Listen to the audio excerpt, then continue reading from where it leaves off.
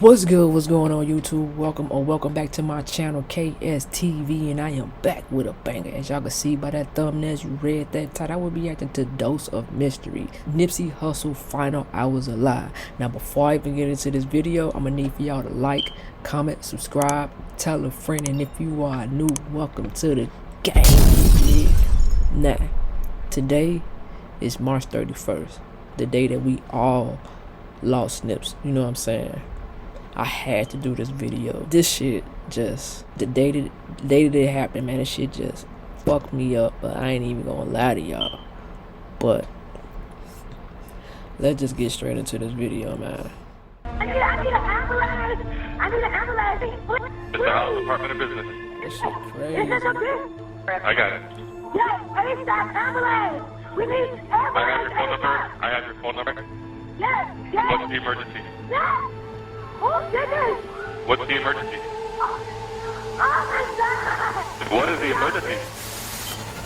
Thousands of fans of Grammy-nominated rapper and community activist Nipsey Hussle are in a state of shock today. They are mourning. Minutes ago, Eric Holder was taken from the Lakewood Sheriff's Station to downtown LA. 3 undercover cars with tinted windows and sirens blaring pulled out of the substation and sped off. It is now confirmed that the 29-year-old is in custody. March 31st, 2019, Nipsey Hussle went to The Marathon Continues store, located at a mall at the intersection of Slauson and Crenshaw. Early transcript reports state he was there just a little after 3 o'clock in the afternoon.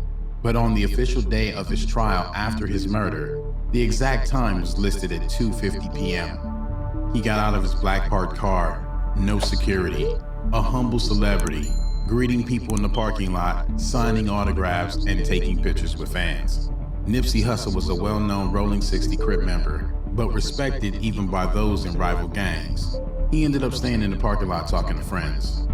The timer was set. Approximately a little over 30 minutes from that time, Nipsey Hussle would be dead. At the same time, a man known as Eric Holder was on a collision course with Nipsey Hussle that would result in the prolific rapper losing his life. He was a failed rapper known to the industry as Fly Mac, and to the streets, he went by Shitty Cuz. BG Knockout, a man the streets would classify as an OG, told the origins of the relationship between Eric Holder and Nipsey Hussle. He was actually on Nipsey's label. Holder was a part of the Rolling 60s like Nipsey, and was signed to Hussle's label back in the day before snitching allegations got him kicked out of the game, tatted all over his body.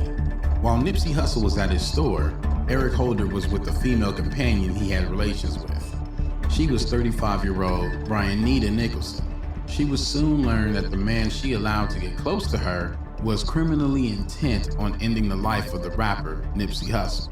Holder and Brianita went out on what she thought was a drive to the restaurant to get something to eat. Ironically, the location he chose was the mall at Slauson Avenue and Crenshaw Boulevard, the same where Nipsey's store was located. On him, he had his trusty black semi-automatic handgun, which he claimed he carried for protection. She wasn't yet aware of this fact at the time. As they pulled up to the mall, Nipsey's lifespan was unknowingly on the decline. Cameras caught her vehicle, a 2016 white Chevrolet Cruze, pulling into the parking lot beside Nipsey and his 2 homies, Herman Douglas, also known as Cowboy, and Evan McKenzie, also known as Rimpaw. When the car pulled up and they hit that corner, and when Nip asked Rimpaw, is that Shitty? Brianita made it known to Eric Holder that Nipsey Hussle was in the parking lot. "Hey, that's Nipsey Hussle," she said with excitement on her face. Later, she would testify on the stand with a more detailed description of her expressions. It could very well be she added more fuel to the fire because while with Holder, she mentioned to him, the man that had intimate relations with her, that Nipsey was fine. Crazy. To her, she was just being a fan of the rapper, not knowing that Holder had bad blood with Nipsey. Holder almost just ignored the mention of Nipsey, which should have been the first sign as to the horrific events that was in play. Holder went about his business as normal, or so it appeared. He got out of the car, no shirt on, and went into a food place called Master Burger.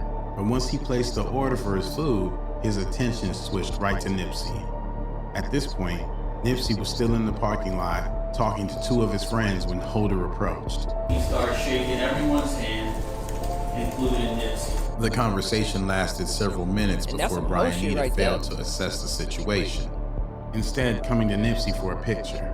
That's when her instincts should have kicked in. Brian Nita then claimed to barely have heard the conversation of snitching coming up, with Nipsey almost just brushing Holder off like a friend you no longer had ties with. At that point, Nipsey's life was growing closer to being taken. Brian Nita explained that right then, she noticed something different.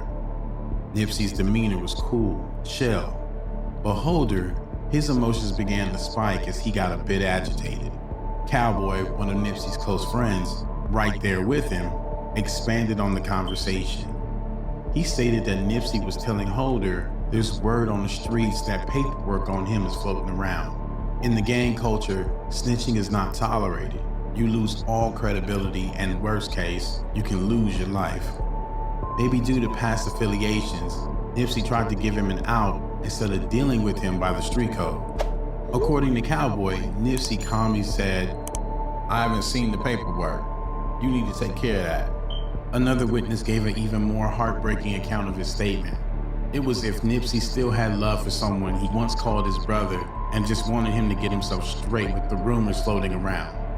Later in an interview, Cowboy also recounted the sentiments of the witness. Nipsey held no malice in his heart. Nipsey Hussle was composed, not trying to give Holder any more time than he already had taken up. He turned from the conversation toward Brian Nita, who he saw as a fan, and asked if she wanted a picture. Of course, she agreed. That was the last picture Nipsey would ever take. Moments later, Holder went back into Master Burger to collect his meal. He returned to the car and told Brian Nita to circle around back, brandishing his weapon. After questioning his motives, Holder laughed it off and directed her to pull up at a spot to the back where he could eat his meal. She complied, but soon after he put aside his meal and made his way out of the vehicle. Little did she know, Holder was on a mission to end Nipsey's life. He made his way through the mall, right to where Nipsey and others were talking, and opened fire with two guns, a .40 caliber semi-automatic handgun and a revolver. From those guns, he shot Nipsey approximately 10 times. A brazen and violent act. Surveillance cameras in surrounding businesses show Holder not shooting Nipsey on one occasion, not two occasions, but 3 times as he leaves and doubles back to finish the job and kicking Nipsey in the skull before running back through the alley. Holder is heard telling Nipsey, "You're through," before carrying out the act. Nipsey reportedly said the last words to Holder, "You got me." At approximately 3:20 p.m., Nipsey was on the ground fighting for his life with 2 others that were less injured in the attack. I ran over to Nip. Nipsey fought the whole way. He was breathing the whole time, had a pulse, in and out of consciousness, but he fought hard. Paramedics arrived on the scene to a bleeding Nipsey on the floor, unconscious. Only a couple minutes left before Nipsey Hussle would be gone. Paramedics tried to resuscitate the wounded rapper, continuing their efforts as the ambulance stretchered him to the ER. Unfortunately, Nipsey would succumb to his injuries upon arrival at the hospital between 3:20 p.m. when he was shot and 4 p.m.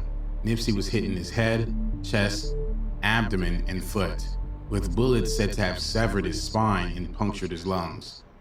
The world was in mourning, sharing their sadness in order to cope. While medics picked up the others that were shot, Holder was making his escape. Holder made his way through the alleyways where different surveillance cameras caught him carrying both murder weapons right back to the car where Brian Nita was parked. Frantic, she asked what was going on, not knowing Holder just targeted Nipsey Hussle. Holder, enraged, told her she'd receive a slap if she didn't drive.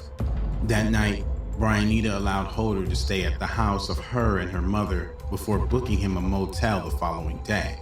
At this time, claiming to not connect Holder to Nipsey Hussle's incident. But word spread through the streets, and now not only his life was in danger, but everyone around him.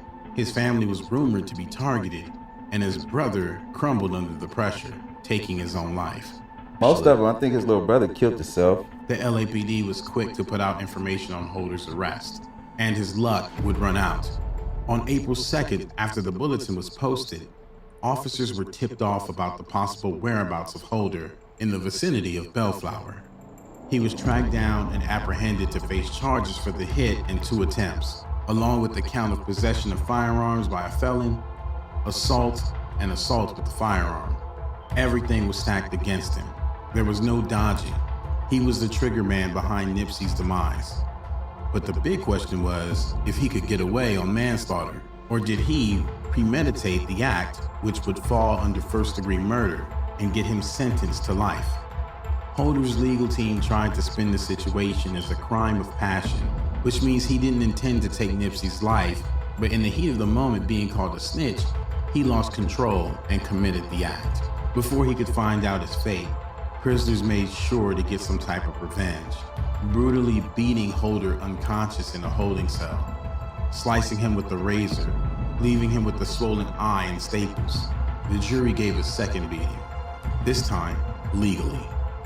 Convicted Holder of first-degree murder, Eric Holder has a long road ahead to face behind bars for his actions.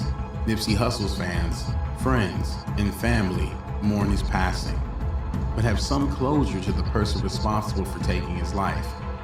He might be gone, but his legacy lives on. Man, that shit crazy, but shit, trial is damn near done now. Shit, they about to give this man life in prison. Motherfucker said he ain't safe in that motherfucker. So, man, I'm done with this video. Rest in peace, Nipsey. For more videos like this, I'm gonna need for y'all to like, comment, subscribe, tell a friend. But until then, I'm on to the next one. That's all, folks.